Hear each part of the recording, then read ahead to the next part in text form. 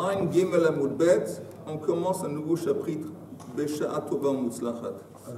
Yom Kippourim, Asur Be'achila.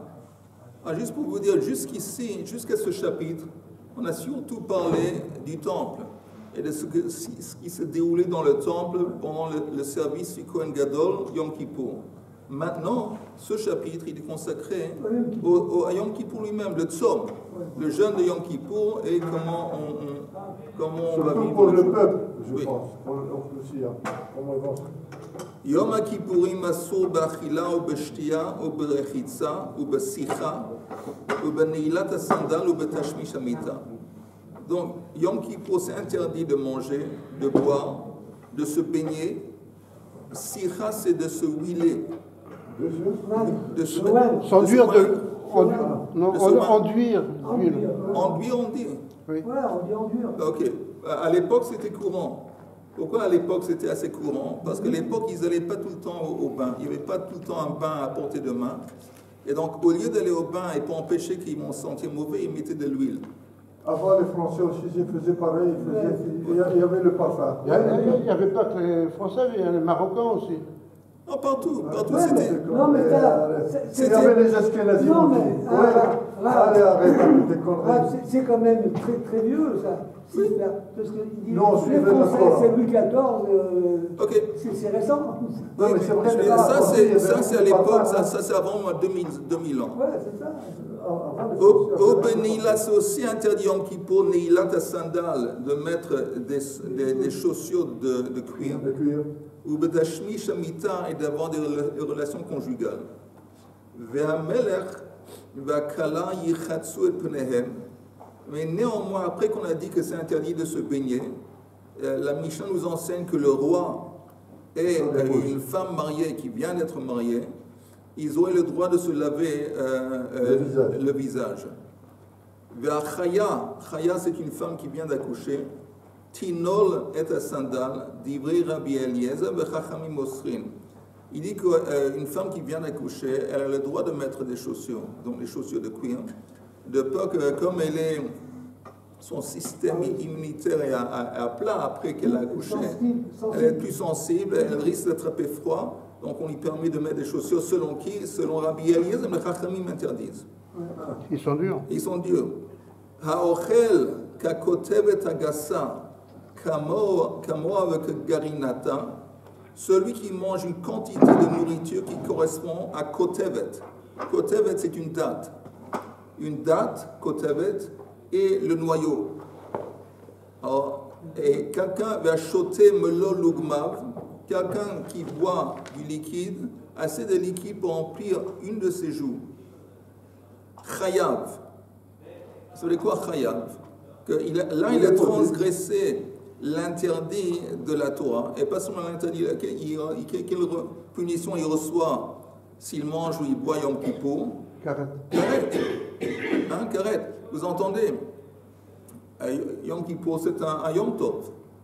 Mais quelle est la différence entre Yom Kippour et les autres jours de fête? Les autres jours de fête, si on profane le jour, il y a uniquement des coups. Ouais, mais le Shabbat. Il n'y a pas une mise à mort pour les autres jours de fête. Il n'y a pas une mise à mort, il n'y a pas de karet. Shabbat, oui. Shabbat, si on profane le Shabbat, il y a une mise à mort. Encore une fois, mise à mort dans quelle situation?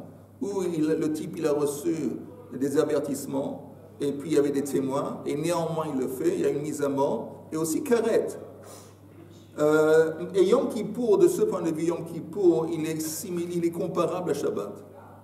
Parce que si quelqu'un transgresse Yom Kippour, il reçoit karet. Ok? Chayav. Mais à partir de quel moment est-ce qu'il est chayav karet? Seulement s'il mange une quantité de nourriture qui correspond à la quantité d'une date. Une date, encore une fois, qui comprend le noyau et qui boit une quantité de liquide avec lequel on peut remplir une joue. Kol ha'ochalim mitztafin lechakotevet. Toutes les nourritures peuvent se joindre ensemble pour former cette quantité de dates, kotevet. C'est de quoi?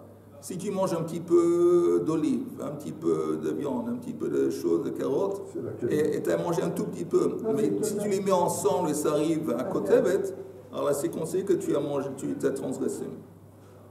Et la même chose avec les liquides.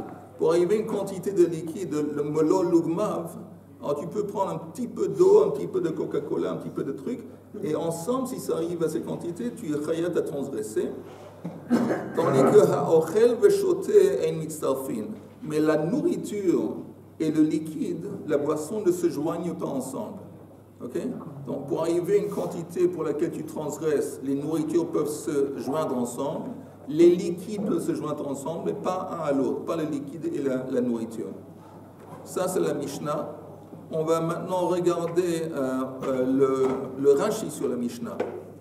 Yom HaKippurim, salut. Yom HaKippurim asur ba'achila ou b'shtiya. Meferesh b'Gemara. De kol hanei ikru inui. La liste des choses qui sont mentionnées dans la Mishnah rentre dans la catégorie de inui. C'est quoi inui? S'infliger. Comme on dit c'est quoi le nom? Une infliction. C'est s'infliger. La Torah dit Ve'initem et nafshotechem. C'est comme vous allez vous faire souffrir. Et donc, quand on se prive de ces choses, il y a un élément de inouï, de souffrance pour la personne. Ve'gabe Yom HaKippurim chamisha inouye ktive. Et Rashi nous dit que dans la Torah, quand on parle de Yom Kippour, à 5 reprises, on voit le mot inouï. Et chacune de ces reprises correspond à quelque chose de différent. Comme ici dans la... Ok. Comme dans la Mishnah, on a 5 choses de base qui sont interdites. Dans la Mishnah, il y en a 6. Alors, Rashi s'adresse à ça. Il dit dans la Mishnah, il y en a 5. Pourquoi? De shtiya bichlal achila. Parce qu'il dit boire et manger sont considérés comme un. Ok. On avait dit qu'en dépit du fait que c'est interdit de se baigner, le roi et la kala peuvent se laver le visage. Rashi dit Melech, Darko veshivcho liot nae. Apparemment, ça fait partie intrinsèque d'un roi qu'il est présentable. Présentant, il se fait beau. Et donc, s'il est sale, c'est pas bien. Et donc, lui, il a le droit au moins de se laver le visage. Se laver le visage, ça ne veut pas dire se baigner. Non? Non, mais nous on ne peut même pas se laver le visage. Baigner, rechitsa, c'est baigner, rechitsa, se laver, c'est se laver. Zéro. Alors lui, il peut se laver tout de même le visage, que Rashi dit, dans Yeshia, c'est écrit que le roi il se présente dans sa beauté. Pardon? Nous, on est des Bnei Melech. Bnei Melachim. On ne peut pas. Apparemment, ça ne marche pas. Ve'akala tzricha noi ad shetitchabev al ba'ala. Et tandis que la femme qui vient de se marier, elle doit faire en sorte qu'elle est attirante et belle dans les yeux de son mari, au moins pendant le premier mois après le mariage. Là, on l'appelle kala. Ça risque de les entraîner à un autre rituel. Lequel? De relations conjugales. Ouais, mais enfin, quand ils vont au mikvé avant la fête, ils ne sont pas bien propres alors. Pardon? Quand ils vont au mikvé oui. avant la fête. Avant Yom Kippour? Ouais. Pourquoi ils vont aller avant Yom Kippour? Pourquoi faire? On va au mikvé. Mais pas écrit, mais c'est pas écrit que les femmes ils vont au mikvé. Non, même les hommes, il n'y a pas écrit dans la Mishnah que les hommes ils vont au mikvé. Peu importe. On ne parle pas de mikvé ici, jusqu'ici dans la Mishnah. Tu es d'accord? Mais la Kala, encore une fois, regardez le Rachid Sricha Noé, elle a besoin de faire en sorte qu'elle va être belle. Ad shetechabev al ba'ala. Jusque elle arrivait que son mari lui trouve attirante et belle. Mais kol shloshim yom lechupata ikruya kala. Les 30 jours après le mariage, elle a toujours le statut de kala. Moi, j'ai remarqué qu'au bout de 30 jours, les femmes ne font plus attention à se faire belle pour leur mari. Ils n'ont plus besoin de faire un tel effort. Tout est relatif. C'est sûr que En Isha, elle est le Yofia. En Isha, elle est le Yofi. qu'une des raisons principales, une des choses principales avec une femme, c'est la beauté. Et ça, c'est un truc de base. Mais les 30 jours après, elle vient de rencontrer, de se joindre à un certain monsieur, elle a intention à être belle dans ses yeux. Après 30 jours, elle est plus relaxe. Il y a déjà une intimité de base qui a été construite. Sandal, la chaya, c'est qui la chaya Rachidi, la femme qui vient d'accoucher, Tinol et sandal shatsina kashala, parce que sinon elle risque d'attraper froid. Ok, ça c'est la Mishnah. Alors, Gemara. Alors, la Gemara se demande la question que c'est écrit Yom Kippourim Assur. Il y a un interdit de manger, de boire, d'avoir des relations conjugales, de faire des travaux. Et la Gemara dit Assur, Anush Karetu.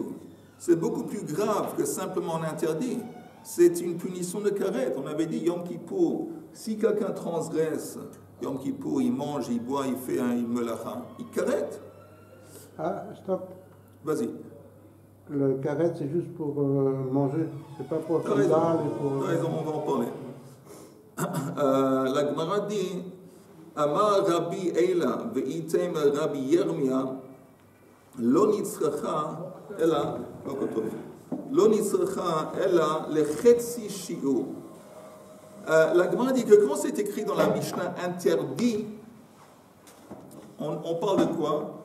On parle d'un chetzi shiur. Chetzi shiur, c'est moins que la quantité dont on a parlé, qui rend la transgression une transgression midorate. On avait dit, attendez, pour transgresser, manger Yom Kippour, il faut manger une nourriture avec une quantité une date, kotebet. S'il mange moins, il n'a pas transgressé. Alors on est en train de dire, c'est là qu'on dit assour. Il ne va pas recevoir, s'il mange un petit peu moins qu'une date, il ne va pas recevoir karet. Mais néanmoins, il a transgressé. Il y a un interdit de la Torah de manger même moins que la quantité qui correspond à une date. Ok, donc on est en train de dire que l'onitzracha, elle est le chetzi shiur. Chetzi shiur, ça ne veut pas dire littéralement la moitié, ça veut dire moins que le shiur entier. Hanicha, le mandama chetzi shiur asur min Torah. Ça marche selon l'opinion qui dit qu'une quantité moins que la quantité entière, disons d'une date, s'il y a un interdit dans la Torah de le manger, ça marche selon lui. Donc on peut dire assour. Et le man de amar chetzi shiur mutar min Torah, mai ika le meimar. Mais selon l'opinion, il y a une opinion qui dit que si tu manges moins que la quantité de, par exemple, une date, il n'y a pas un interdit dans la Torah. Alors, selon cette opinion, comment on va comprendre la Mishnah? La Mishnah dit assour. On dit encore une fois assour. Je répète, tu me dis que c'est interdit, mais c'est beaucoup plus grave qu'interdit. C'est chayav karet. La Gemara dit non, on est dans une situation où il a mangé moins que la quantité d'une date, donc il n'y a pas de chayav karet, il y a simplement un interdit de la Torah. La Gemara dit, ok, ça marche, selon l'opinion qui dit que chetzi shiur assour min Torah. Mais il y a une autre opinion qui dit que chetzi shiur est permis vis-à-vis de la Torah. Alors comment on explique le assour? De Itma, comme ça a été enseigné, chetzi shiur, Rabbi Yochanan amar assour min Torah, Reish Lakish amar mutar min Torah. La Gemara dit Hanicha le Rabbi Yochanan. Donc la Mishnah est compréhensible selon l'opinion de Rabbi Yochanan. Elle est le Reish Lakish maïk le meima. Mais selon Reish Lakish, comment est-ce qu'on va expliquer la chose? Modé Reish Lakish she'asur me de Rabbanan. Reish Lakish dit, même moi qui dis que chetzi shiur c'est permis vis-à-vis de la Torah, il n'y a pas un interdit de la Torah de manger moins que la quantité. Mais néanmoins, quand on dit assour dans la Mishnah, on est en train de parler pas d'un interdit de la Torah, mais assour de Rabbanan. Ok, maintenant jusqu'ici, est-ce que c'est tout à fait clair ou est-ce que c'est un peu flou pour quelqu'un? Yoel, un peu flou. Dis-le. Je répète. Ok, je répète. Regardez le début de la Mishnah. Yom Kippourim, Asur b'achila ou b'shtea ou b'rechitza, nachon? C'est écrit, Yom Kippour, il y a 5 choses qui sont interdites. Il y a 5 interdits. De manger, de boire, de se mettre de l'huile, de mettre une chaussure de cuir, d'avoir des relations conjugales. Ok?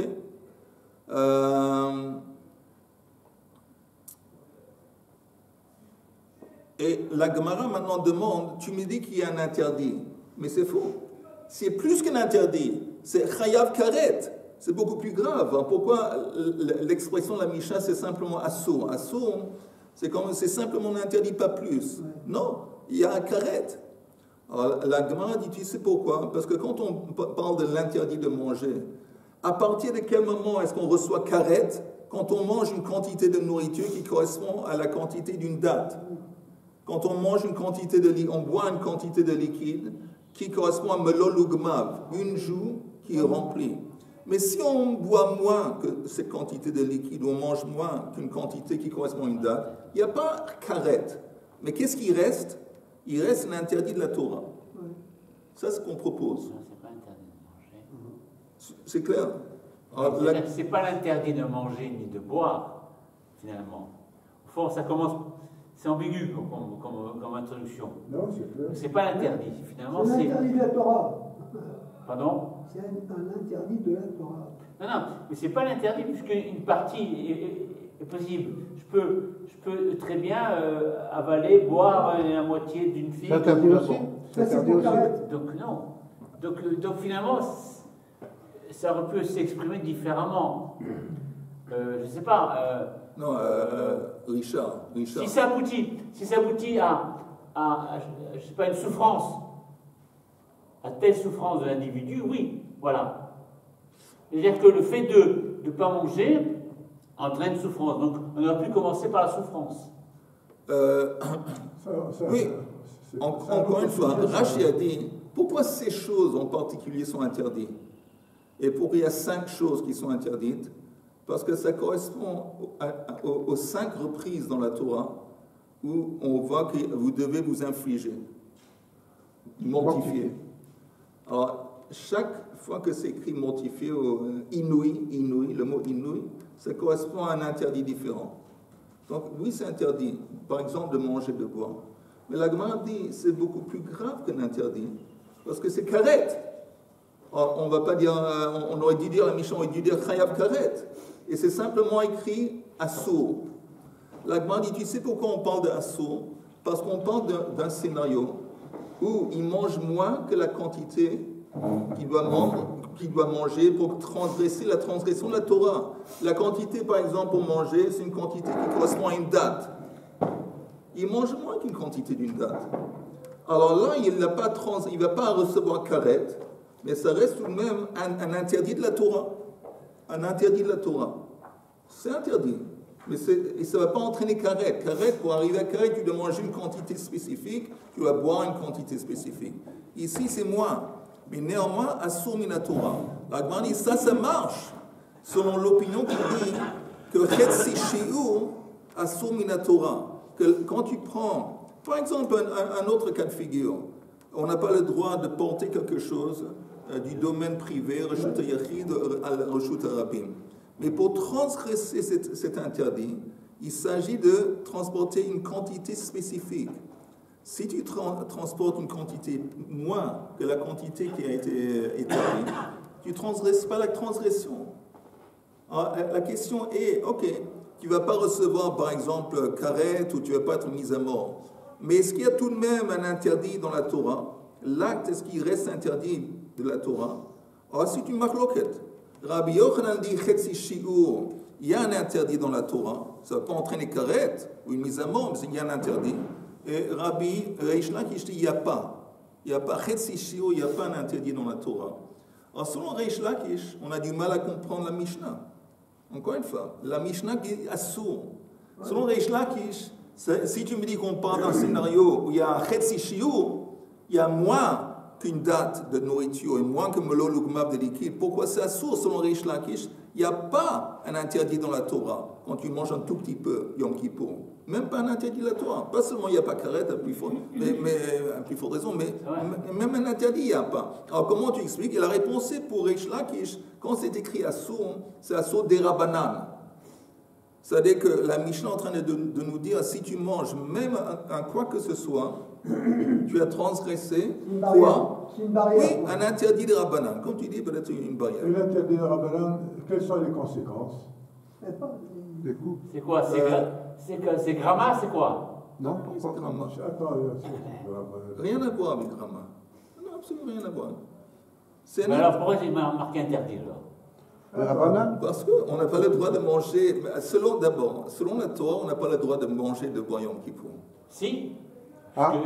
C'est Non. malade. Encore une fois, Richard, je répète encore une fois, on est en train de parler, la Mishnah dit encore une fois, que quand est-ce que tu transgresses la transgression de manger et de boire, la vraie transgression de la Torah, seulement si tu manges une quantité qui correspond à une date, kotebet. Ok? Voilà, le moment que tu manges une quantité qui correspond à une date et plus, tu as transgressé l'interdit de la Torah de manger, Yom Kippour, et tu reçois toutes les punitions qui viennent avec. C'est puni, peut-être karet, ok? Mais la Gemara dit, si on parle d'un cas où il a mangé une telle quantité, pourquoi la Mishnah se contente de dire assour? Elle ne dit pas chayav karet. Alors la Gemara dit, tu sais pourquoi? Parce qu'on parle d'un cas où il a mangé moins qu'une quantité qui correspond à une date. Moins.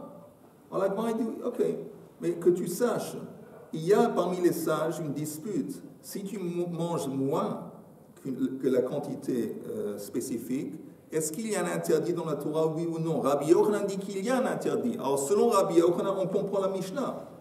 Il dit que c'est interdit. Même quand tu manges moins, c'est interdit. C'est pas karet, mais c'est interdit. Mais selon Reish Lakish qui dit, le moment que tu manges moins que la quantité, alors il n'y a même pas un interdit dans la Torah. Alors comment tu comprends la Mishnah? On dit que selon Reish Lakish, le assour, il dit assour des Rabbanan. C'est clair? Et je reviens à ma question. Quelles sont les conséquences de Rabbanan? Des Rabbanan. Normalement, on reçoit 13 coups. Okay. Quand il y avait un Beit Din qui donnait des coups seulement, 13 coups, et voilà. Mais il y a des conséquences. Minashamaim, tu vas être puni. Mais c'est sûr que c'est moins grave que de transgresser, même sans karet. Si tu transgresses une transgression normale dans la Torah, qu'est-ce qu'on reçoit? Des coups. Alors, si on transgresse quelque chose de plus grave, pas seulement il y a des coups, il y a une mise à mort. Et il peut y avoir karet. Tout ça, c'est le tamis des chemaim. Donc, il y a des... Mais le fait qu'on a la possibilité de manger moins que ce qui a marqué, il n'y a pas marqué dans le temps. Il peut faire ça 20 fois dans la journée. À ce moment-là, il n'a pas fait cher, il n'a pas jeûné, il a mangé tout le temps. Alors, très bien. Alors, très bien, ce qu'elle dit, c'est une bonne réflexion. Qu'est-ce qu'il a dit? Elle dit, mais écoute, si tu manges une petite quantité, mais à plusieurs reprises, alors ça va s'accumuler, ça va devenir substantiel. Ouais. C'est pour ça qu'il y a un temps. Il y a un temps. Par exemple, les gens qui sont malades, ils ont le droit, de boire un tout petit peu, moins que revi'it, chaque heure. Ah, voilà. Je sais, parce que l'autre Yom Kippour, c'est ce que j'ai fait. Parce que je n'ai pas pu passer Yom Kippour entier sans boire. Et le professeur qui s'occupait de moi m'a dit, chaque heure, tu bois moins qu'un réveillite d'eau. Bon, je l'ai fait seulement à la fin de la journée, mais ça, on voit que le temps, il est important. Et la même chose avec la nourriture. Si quelqu'un doit manger, il prend un tout petit peu, mais il doit attendre chaque heure. Parce que sinon, comme tu dis, la Mishnah dit que la nourriture se joint ensemble pour créer le shiur. Donc, il y a un temps, on prend en compte le temps. Ok, j'espère que c'est clair et on continue. Si c'est pas clair, demandez encore une fois.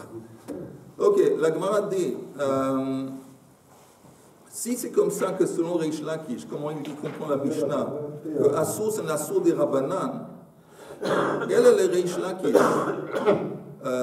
Ihachi, vous voyez, c'est 1, 2, 3, 4, 5 lignes d'en bas. Si c'est comme ça, Lo nechayev alea korban shvua. Il ne devrait pas se rendre obligé d'apporter un korban shvua. C'est quoi un korban shvua? Si quelqu'un il prend un serment, il dit bon, il jure qu'il ne va pas faire telle et telle chose, ou il prend un serment il s'engage de faire telle et telle chose, et après il brise son serment, il doit apporter un korban.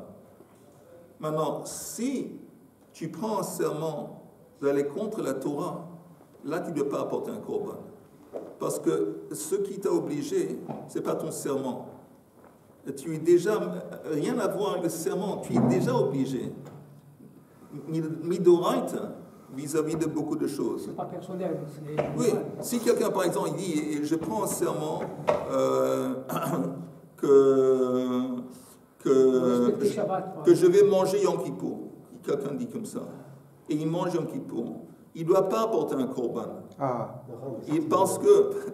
Parce qu'il est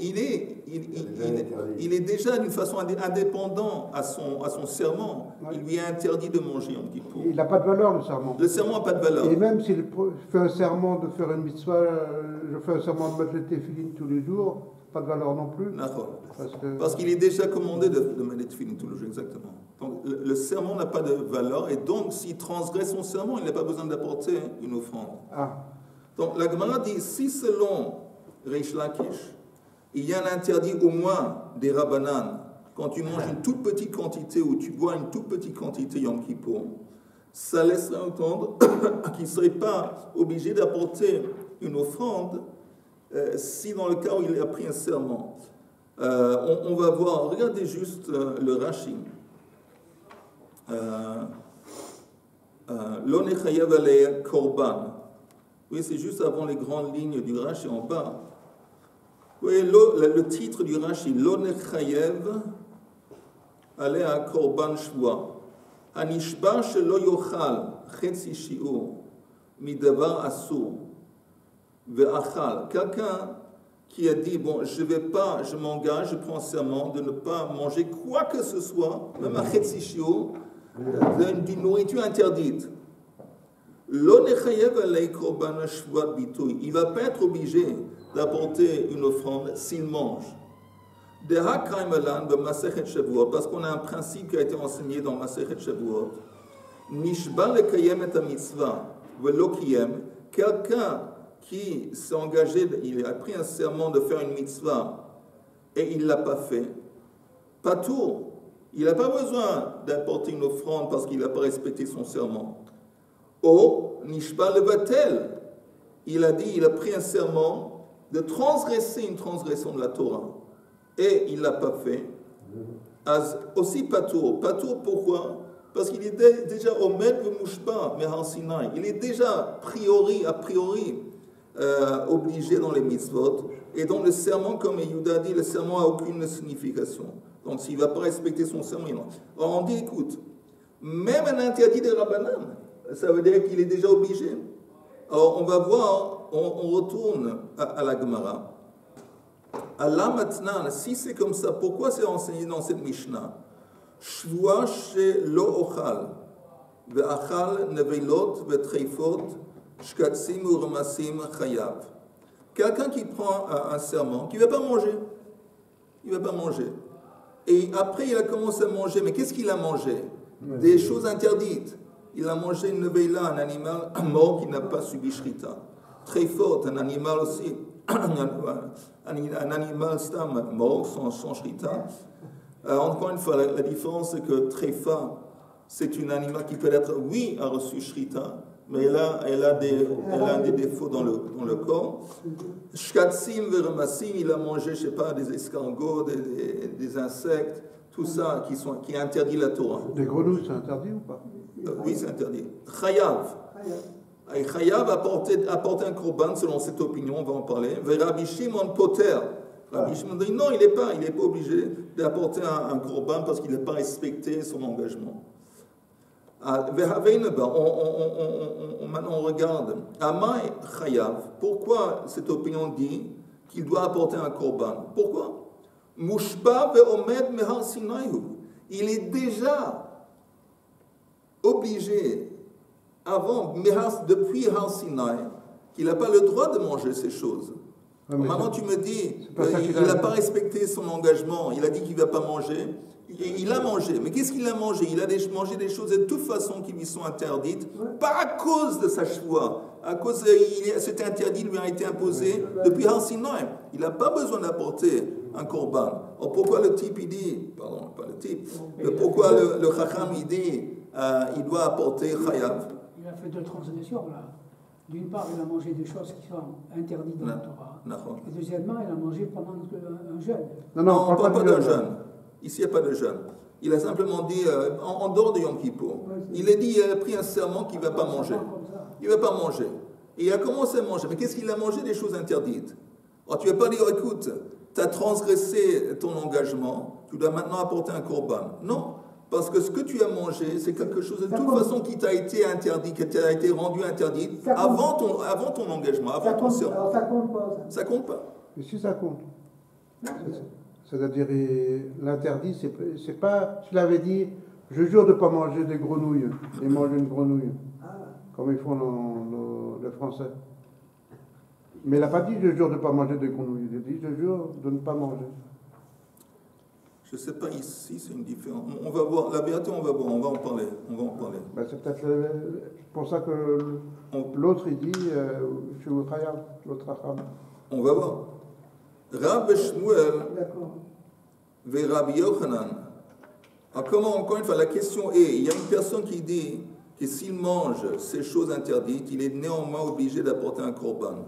On ne comprend pas. Pourquoi? Et la réponse est, selon eux, de Amre bekolel dvarim amutarim im dvarim asurim. Vous entendez? Il a dit, il a pris un serment qu'il ne va pas manger. Après, il s'est mis à manger les choses interdites de la Torah, mais c'était ensemble. Kolel, im dvarim mutarim. Il a mangé aussi en même temps des choses qui sont permises. Il a mangé des escargots dans du pain. Alors les escargots, de toute façon, c'est interdit de manger Minatora, mais le pain, c'est permis.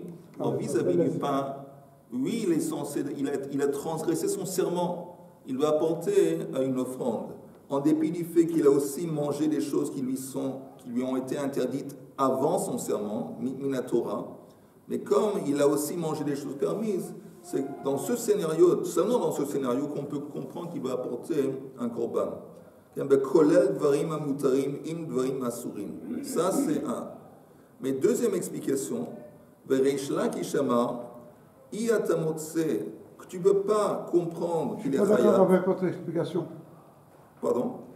Je ne suis pas d'accord avec l'explication de Kolel Dvarim. C'est-à-dire, ce n'est pas qu'il a mangé aussi du pain, mais l'interdiction de ne pas manger, ça comporte et des choses interdites et des choses. Oui. Oui, c'est pas que lui, forcément, il a mangé des choses. Non. Son serment, ça non, mais Yehuda, je veux bien, mais il a pris un serment général qu'il ne va pas manger. Oui. Maintenant, en fin de compte, nous, on a cru comprendre que tout ce qu'il a mangé, c'est des choses qui sont interdites dans la Torah. Oui. Alors, la Gemara dit non. Non, elle dit pas non. Elle dit non. Elle dit, en fin de compte, il a mangé des choses qui sont interdites ensemble et des choses qui sont... C'est pas comme ça que je comprends. Je comprends que la Gemara, elle dit, son serment, ça comprend les deux choses. Mais, encore une fois, même si c'est évident que quand il dit il ne va pas manger, ça comprend tout. Il n'a pas spécifié. Et on a dit, s'il dit je ne vais pas manger, et il mange des choses interdites dans la Torah, il n'a pas apporté un korban. Selon un avis. Mais, oui. Ouais, mais selon un Alors on avis, essaie d'expliquer cet avis. Comment tu peux dire ça? Qu'il doit apporter un korban? Parce qu'il n'est pas, son serment n'a aucune validité, parce que de toute façon, il n'a pas le droit de manger. L'interdiction de manger cette nourriture, ce n'est pas à cause de son serment.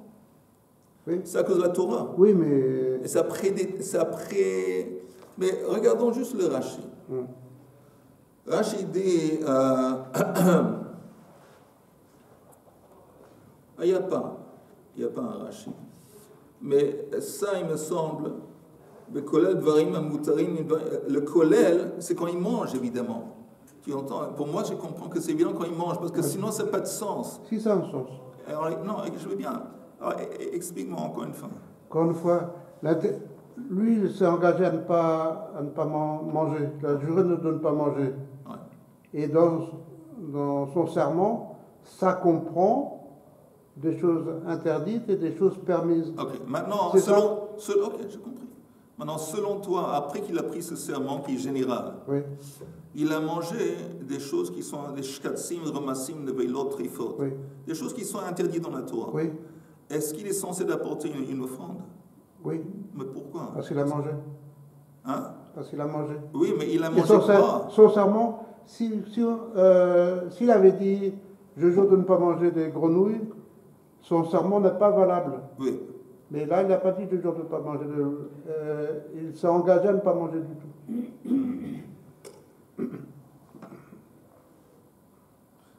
Moi, j'ai compris, mais c'est D'accord, possible. j'ai Non, compris, non, j'ai c'est compris. possible que j'ai tort, je vais voir.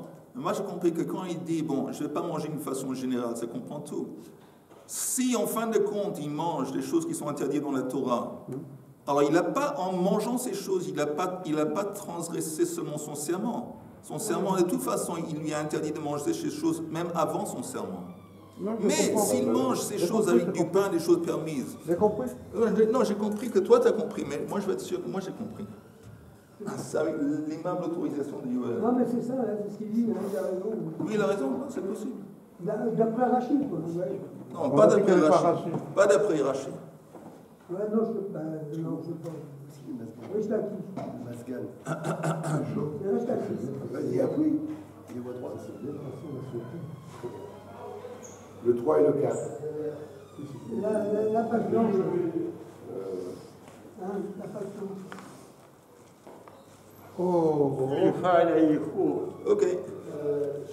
3 et 4.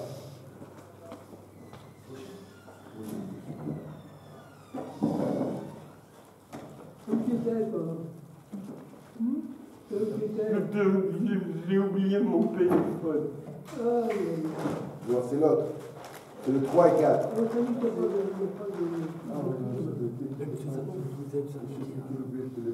Elle ne marche pas la clé. Ah, ok. Yehuda, t'as raison. Ouais, c'est ce qu'il dit. Sans la cigarette. Yehuda a raison. Et Ah non, mais ça valait les regarde. peines. Hein? Ça valait les peines de venir ce matin.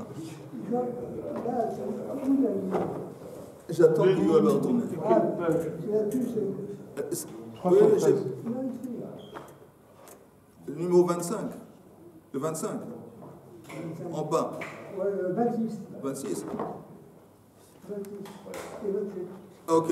Parce que. Alors, j'explique maintenant comme il faut, j'espère, que quand il prend son serment et il dit qu'il ne va pas manger des choses, et il dit je ne vais pas manger quoi que ce soit, y compris de la nourriture cachère. Même s'il mange, si tout ce qu'il mange, c'est des choses qui ne sont pas cachères, mais c'est compris, c'est pas que le serment a ciblé uniquement des choses pas cachères. Comme le serment a compris quoi que ce soit, alors même s'il mange seulement des choses pas cachères, mais les choses pas cachères rentrent dans l'interdit général de nourriture. Les choses pas cachères qu'on sait comme nourriture, Oui, ben oui. et pas nécessairement choses pas cachères. Encore une fois, s'il avait précisé les choses pas cachères, c'est autre chose. Alors, c'est comme Yehuda a expliqué. Shkoyach, Yehuda. Alors, Baroque, Oui, mais le fait de manger, L'intelligent. c'est une faute. très intelligent. Hein? Le fait de manger aussi, c'est une faute. Encore une fois, nous, c'est une faute, tu as raison, c'est une faute à part. Mais la question, est-ce qu'il doit apporter une offrande parce qu'il a transgressé son serment? Alors on dit encore une fois, s'il avait dit que je ne vais pas manger... Son serment, il n'a aucun sens, puisque c'est déjà interdit à la base. Oh. Alors, s'il avait dit que je ne vais pas manger des choses qui sont interdites dans la Torah, je ne vais pas manger des cochons, neveila, tréfa, je ne sais pas quoi d'autre. Ah, et il mange. Alors, on ne veut pas lui dire, tu as transgressé ton serment, tu dois apporter une offrande. Non. Parce que de toute façon, l'interdiction, ce n'est pas lié à ton serment. Elle est antérieure. serment n'a pas de valeur. Voilà. Mais s'il dit, je ne vais pas manger n'importe quelle nourriture, et il mange des choses, il sait qu'il mange des choses qui sont interdites dans la Torah. Alors là, il doit apporter un korban. Pourquoi? Il y a un Parce que comme il s'engage de ne pas manger n'importe quelle nourriture, alors même les choses interdites, ça rentre dans la catégorie générale de nourriture. Et donc ça le rend fautif et il doit apporter un korban. Parce qu'il est permis, il est obligé de respecter son serment. Et de porter un korban. Parce qu'il y a quelque chose qui est permis par la Torah. Oui. C'est un mélange. Permis et pas permis. C'est-à-dire, s'il mange des choses permises et des choses pas permises, et qu'il a fait le serment de ne pas manger, à ce moment-là, il doit porter un à cause des choses qui sont permises. Ah, c'est comme ça que moi j'ai compris. Mais Yehuda m'a expliqué que ce n'est pas le cas. Que ce n'est pas ce qu'il mange, c'est le serment. Mais on va continuer dans la Gemara. Alors la Gemara dit encore une fois, si tu me dis, encore une fois, si tu me dis qu'il y a un issur des Rabbanan dans la Mishnah, de manger chetzi shiur, de manger un quoi que ce soit de nourriture pendant Yom Kippour, de boire un quoi que ce soit de liquide, et à cause de ça, il y a tout de même un interdit des Rabbanan, selon Reish Lakish. Alors, selon ça, il ne devrait pas devoir apporter un korban dans le cas où il les mange. Alors, la Gemara dit Allah Matnan, je répète, vous voyez Tnan dans la Mishnah, c'est 1, 2, 3, 4, 5 lignes d'en bas de la page, Ein Gimel Amud Bet. Allah Matnan, Shua Shelo Ochal, Ve'achal Neveilot Betreifot Shkatzim Uromasim. Chayav, il doit apporter un korban. Mais Rabbi Shimon Poter, Rabbi Shimon dit non, il ne doit pas apporter, il est exempt du korban. Rabbi Yochanan, Amay Chayav, pourquoi la première opinion dit qu'il doit apporter un korban? Mushpa ve'omed mehar Sinaihu, il est déjà interdit, lui est déjà interdit de manger dans la Torah, et ça précède son serment ne vaut rien.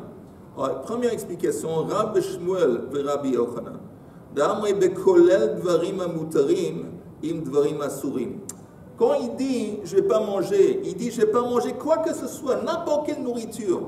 Après il mange quelque chose, un neveila betrefa. C'est vrai que neveila betrefa c'est déjà interdit de la Torah, mais ça rentre dans la catégorie générale de nourriture. Il a dit qu'il ne va pas manger de nourriture, à cause de ça, il savait qu'il a transgressé son serment. Il doit apporter un korban. Ça, c'est une opinion.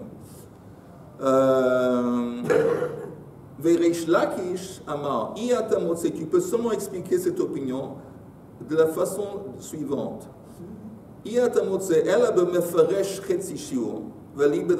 Seulement si tu dis que je ne vais pas manger chetzi shiur. Alors, s'il dit chetzi shiur, alors ça veut dire que le chetzi shiur qui chetzi shiur midei Rabbanan c'est interdit. Là, on est revenu à Yom Kippour. Là, on est revenu à Yom Kippour. On est retourné à Yom Kippour. Oh, bestam alibe de Rabbi Akiva. Regardons le Rashi. Regardons le Rashi sur le mot Reish Lakish. 4 lignes avant la fin de la ligne. Reish Lakish, 3e ligne avant la fin. Amar iyatamotse. Shi chayav korban shua ala neveila. Imachal kezait shu mushba alav mehar Sinai. Ela beochel chetzi shiur. C'est pas Yom Kippour.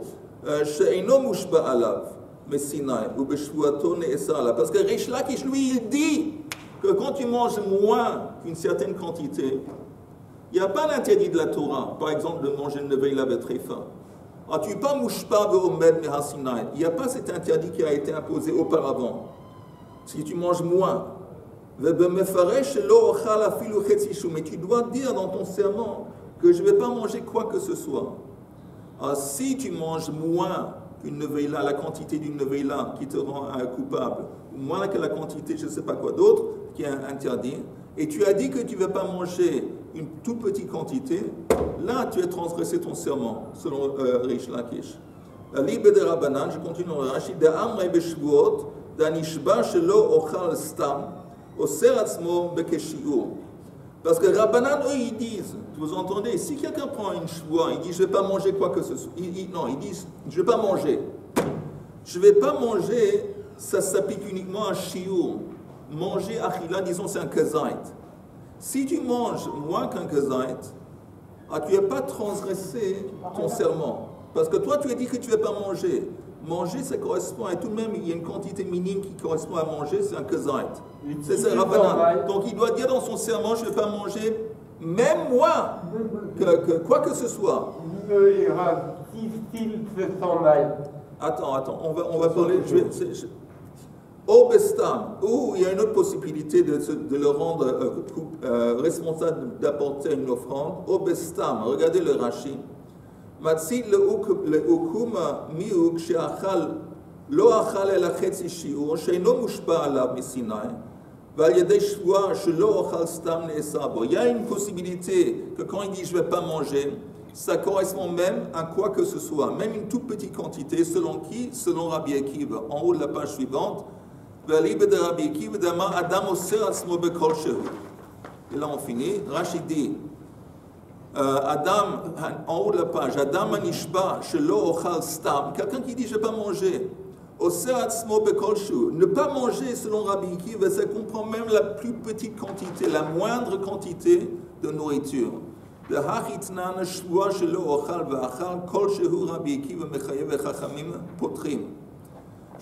Ok, Hilkar, donc,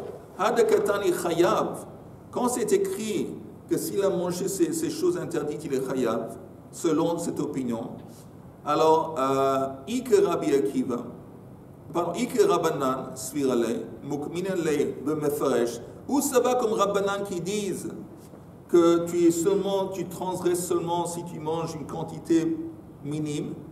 Alors là, tu dois dire qu'il a pris un serment dans son serment qu'il va manger, il ne va pas manger même moins qu'une certaine quantité. Ou comme Rabbi Akiva. Ike Rabbi Akiva, Svirale, Mukminale, Afilu Bestam. Vele Rabbi Shimon poter Rabbi Shimon le ta'amei d'amar bekol shehu nami mushpa misinai. Rabbi Shimon dit non, de toute façon, il est patour parce que lui, pour Rabbi Shimon, il dit que l'interdit de la Torah, elle s'applique même avec la moindre quantité. Il n'y a pas un shiur. Peut-être il y a un shiur pour entraîner une punition, mais l'interdit de la Torah, elle est déjà là, sans même une toute petite quantité. דצניה במסכת מכות, רבי שמעון אומר, כל שהוא למכות, ולא אמרו כזית, אלא לעניין קורבן. והיא סבירה לריש לקיש. Maintenant, écoutez bien la fin du Rashi, c'est important. והיא סבירה לריש לקיש, לחצי שיעור אסור מדרבנן. Si pour Rish Lakish, même une toute petite quantité, la moindre quantité, il y a déjà un interdit de Rabbanan. Heichi mokela lehay de tani chayav. Comment Rish Lakish, il explique ce cas avec le Braïta, la Nevela, il dit que je ne vais pas manger, il dit qu'il parle d'un Chetzi Shiur. Comment on explique ça? Rachid dit, même un interdit de Rabbanan, c'est un interdit qui a été imposé antérieurement, précédemment dans la Torah. Comment? C'est des Rabbanan. Comment tu me dis que ça a été imposé Midoraita? Rachid dit, mais je me lave de l'otassur. L'otassur, la Torah dit que vous ne pouvez pas dévier de ce que les sages vont vous dire. À partir de ça, on peut dire, même dans la Torah, il doit respecter même les interdits des Rabbanan. Donc la Gemara, comme on ne comprend pas, encore une fois, pour récapituler, on peut en reparler la prochaine fois qu'on se voit, comment la Mishnah dit qu'il y a un interdit de manger tout ça. Et Rish Lakish dit de quel interdit on parle? On parle uniquement, je vais très vite récapituler. Comment la Mishnah dit qu'il y a un interdit? C'est pas un interdit. Est-ce qu'on mange ou on boit? C'est karet. C'est-à-dire, non. Donc, de quoi on parle dans la Mishnah? Quand il mange, il boit une quantité plus petite que la quantité qu'on doit manger ou boire pour recevoir karet. Donc il n'y a pas de karet, mais il y a tout de même issour. Ça marche selon Rabbi Yochanan qui dit qu'il y a un issour de oraita. Mais pour Rish Lakish qui dit Chetzi Shiur, c'est permis de la Torah. Alors pourquoi c'est assour? Rish Lakish dit issour des Rabbanan. Mais s'il y a un issour des Rabbanan, alors ça c'est une question qui est en parenthèse, qui n'est pas vraiment liée à notre chose. Or, il ne devrait pas devoir apporter une offrande s'il prend un serment de ne pas manger quelque chose et qui comprend une quantité minime. Parce que si en fin de compte on parle d'un Chetzi Shiur qui est sourd des Rabbanan, alors pourquoi c'est pas Midoraita? Et Rachid dit non, justement, c'est Midoraita. C'est déjà interdit. C'est déjà interdit. Même l'interdit des Rabbanan, en fin de compte, il est censé être soumis aux interdits des Rabbanan Minatora qui s'écrit Lotassou. ce que le Sanhedrin, ce que les sages vont vous dire, vous devez respecter. Donc ça aussi, c'est une obligation qui vient avant son serment. Or, pourquoi Rish Lakish, quand il explique Neveilot, il dit qu'il doit apporter un korban. Cette histoire de korban, c'est tout ça, c'était un truc en parenthèse. Donc même si vous n'avez pas tout à fait compris, ça ne fait rien parce que c'est pas lié au sujet principal de notre souvenir. Chazak Bo. Bonne journée, écoutez, demain, il n'y a pas de cours. Pourquoi?